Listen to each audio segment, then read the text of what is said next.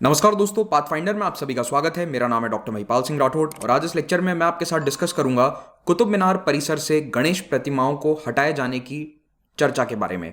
Recently national monuments authority ने ASI को ये चिट्ठी लिखकर कहा है कि कुतुब मीनार कॉम्प्लेक्स में 2 गणेश मूर्तियों को हटाया जाए क्योंकि वहां पर उनको रिस्पेक्टेबल तरीके से नहीं रखा गया है, उनकी पोजीशन गलत है और इसको लेकर दोनों बॉडीज के बीच में अभी पत्राचार चल रहा है। लेकिन क्या एएसआई के पास में ये पावर है या एनएमए के पास ये पावर है कि इन आइडल्स को हटाया जा सके, और ये पूरा मुद्दा क्या है इसको हम डिस्कस करेंगे। लेकिन आगे बढ़ने से पहले पाथफाइंडर चैनल को सब्सक्राइब करना ना भूलें और मेरे टेलीग्राम चैनल से आप लेक्चर्स के पीडीएफ को डाउनलोड कर सकते हैं।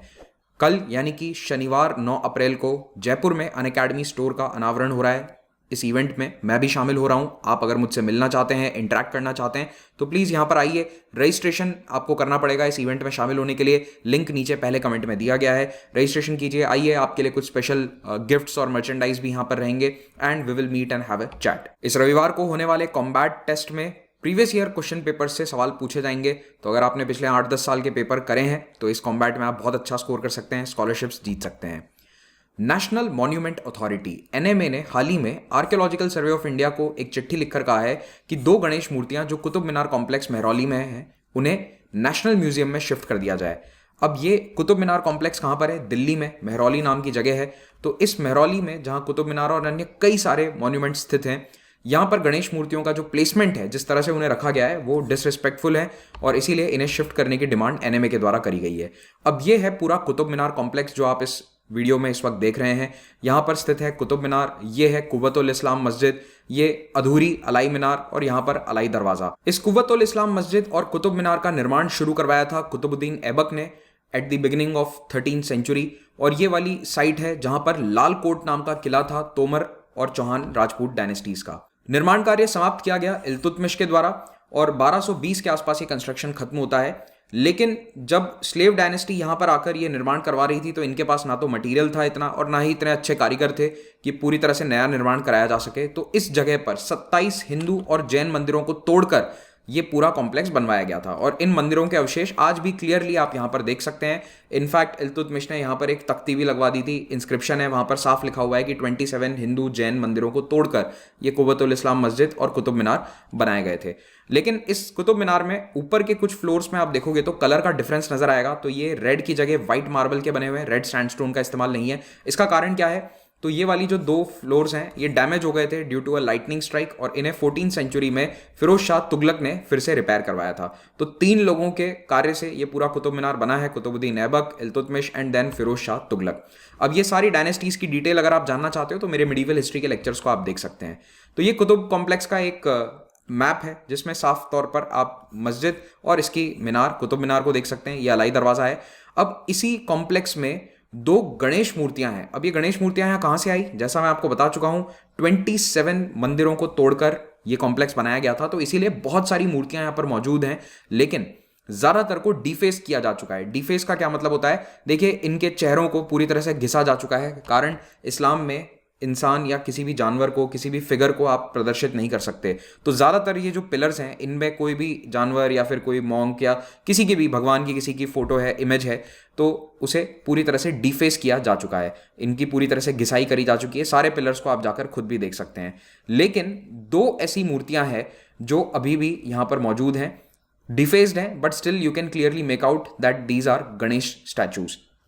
अब ये गणेश मूर्तियों में से दोनों ही मूर्तियों का प्लेसमेंट काफ़ी कंट्रोवर्शियल है क्योंकि इन्हें ज़मीन पर रखा गया है और ऐसी जगह रखा गया है जहां से लोग आते जाते हैं तो उनके बिल्कुल पाँव के पास में ये मूर्ति है।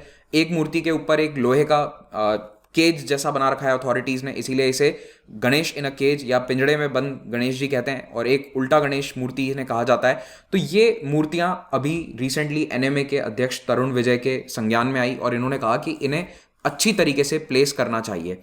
बाय द वे, ये कुछ और इमेजेस हैं जहां पर आप देख सकते हैं साफ तौर पर पिलर्स में हिंदू आर्किटेक्चर के प्रमाण हमें देखने को मिलते हैं। अब इन गणेश मूर्तियों को नेशनल म्यूजियम में प्लेस किया जा सकता है या नहीं, इसको लेकर थोड़ी सी कंट्रोवर्सी है।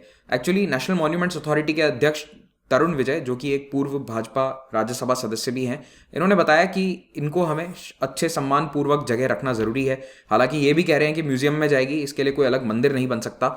लेकिन क्या यहाँ पर मंदिर के रूप में इनकी पूजा हो सकती है, क्योंकि कुछ लोगों ने पहले केस भी किया था कि इन मूर्तियों की पूजा करी जाए और साथ ही साथ जो यहाँ पर 27 मंदिर थे उन्हें फिर से बनाकर यहाँ पर पूजा अर्चना करी जाए। लेकिन ये नहीं हो सकता, क्योंकि 1991 में प्लेसेस ऑफ वर्शिप एक्ट जो पास किया गया था वो साफ कहता है कि 1947 में जिस दिन भारत आज़ाद हुआ तो जो रिलीजियस साइट जिस स्थिति में थी, चाहे कोई मस्जिद था चाहे कोई मंदिर था, जो उस दिन स्थिति थी वही बरकरार रहेगी। उसके बाद उसके नेचर में चेंज नहीं किया जा सकता। और यहाँ पर एक एक्सेप्शन है कि जो भी पुरातत्व साइट्स हैं, 100 साल से पुरानी आर्कियोलॉजिकल साइट्स हैं, वो इस कानून के दायरे के बाहर हैं। तो यहाँ पर तो कोई भी मंदिर या मस्जिद नहीं बन सकता है। तो ये जो पूरा कुतुब कॉम्प्लेक्स है ये 100 ईयर्स से ज़्यादा पुराना है, ऑफकोर्स 800 ईयर्स पुराना है, इसीलिए ये इस 91 वाले प्लेसेस ऑफ वर्शिप एक्ट से एग्जेम्प्ट है। अगर आप इसकी ज़्यादा डिटेल्स जानना चाहते हैं तो मेरे इन वीडियोस को आप देख सकते हैं।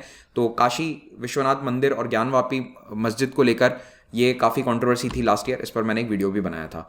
तो दिसंबर 2021 के महीने में कुछ लोगों ने दिल्ली की अदालत में ये अर्जी दायर करी कि कुव्वतुल इस्लाम मस्जिद की जगह पर वो पुराने 27 मंदिरों को रिस्टोर कर दिया जाए।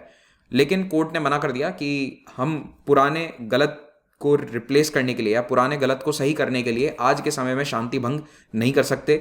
जो स्थिति है अभी वही बनी रहेगी। और ये वैसे भी एएसआई के अधीन आता है। पूरा जो मॉन्यूमेंट है Qutub complex, it comes under archaeological survey of India.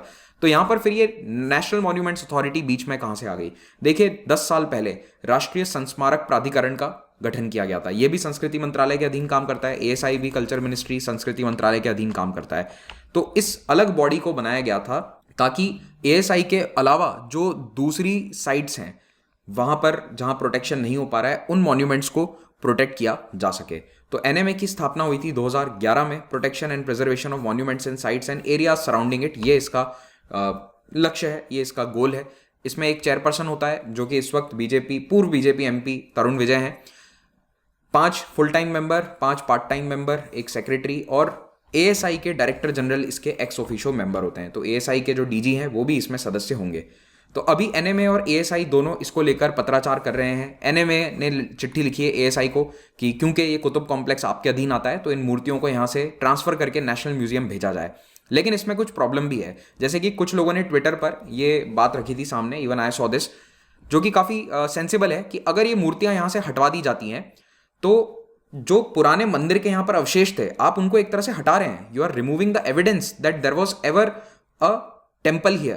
तो ये बात भी बिल्कुल सही है। लेकिन अब देखते हैं कि सरकार का और to be very specific NMA का इस पर क्या रुख रहने वाला है। तो एनएमए अभी तो यही लग रहा है, तरुण विजय जी के ट्वीट्स के अनुसार का एनएमए का रुख यही रहेगा कि इन मूर्तियों को हटाने की पूरी कोशिश करी जाएगी।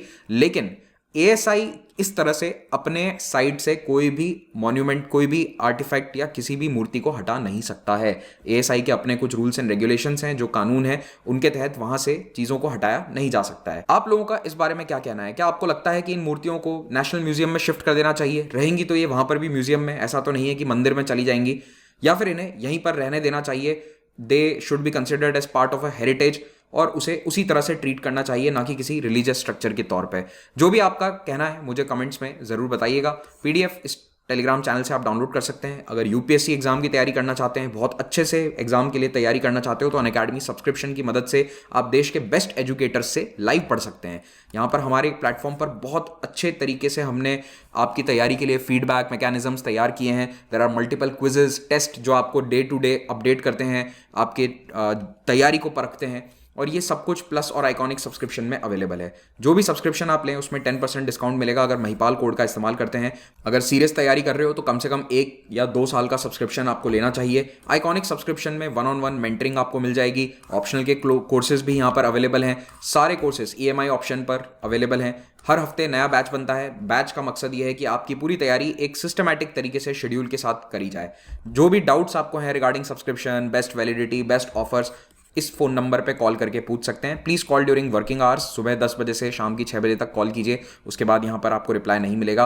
मेरा अभी मॉडर्न हिस्ट्री का कोर्स ऑनगोइंग है प्लस प्लेटफॉर्म पर, तो उसे भी आप ज्वाइन कर सकते हैं। 13 एंड 14 अप्रैल को एक MCQ कोर्स आ रहा है मॉडर्न हिस्ट्री का, इसको भी आप ज्वाइन कर सकते हैं। लिंक नीचे पहले कमेंट में दिया गया है।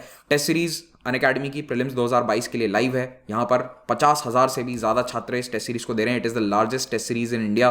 प्लीज़ ज्वाइन दिस, आपको देश में अपना स्थान पता चलेगा। Last mile programme interview guidance के लिए ऑनगोइंग है। Thank you very much, have a great day.